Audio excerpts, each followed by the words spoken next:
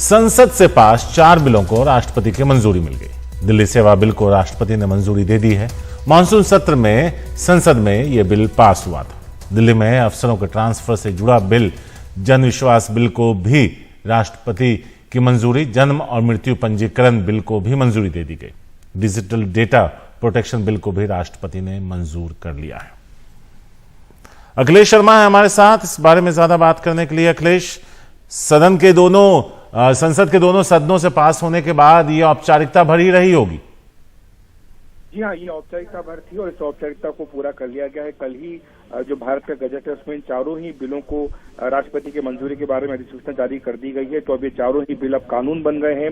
इनमें सबसे प्रमुख और विवादास्पद जो रहा है दिल्ली सेवा बिल, वो अब अस्तित्व में आ गया है। दिल्ली सेवा का कानून बन चुका है, यानी जो अथॉरिटी बनाई गई है जिसमें कि मुख्यमंत्री, प्रमुख सचिव और प्रमुख सचिव गृह रहेंगे, ये तीनों की अथॉरिटी अब जो है वो काम करने लगेगी और दिल्ली में अफसरों के ट्रांसफर, पोस्टिंग, विजिलेंस से संबंधित सारे मामलों में यही अथॉरिटी अब फैसला करेगी और अब ये अस्तित्व में आ गई है। इसके साथ ही जो एक महत्वपूर्ण था digital personal data protection bill, उसको भी अब कानून के रूप में मंजूरी दे दी गई है। इससे जो डेटा सिक्योरिटी है पर्सनल डेटा की, वो सुनिश्चित हो पाएगी और इसके साथ ही जो डेटा प्रोटेक्शन लॉ है वो इसके साथ ही जो बन जाएगा और इसमें ईज ऑफ लिविंग और ईज ऑफ डूइंग बिजनेस, उसमें सहायता मिलेगी और भारत की जो डिजिटल इकोनॉमी है और इकोसिस्टम है उसको मजबूत करने में कामयाबी मिलेगी। एक और जो प्रमुख बिल है जन विश्वास बिल, वो अब कानून बन गया है और इसमें महत्वपूर्ण बात यह है शारीक की 19 मंत्रालय और विभाग के 42 ऐसे केंद्रीय कानून के 183 प्रावधान थे जिनमें की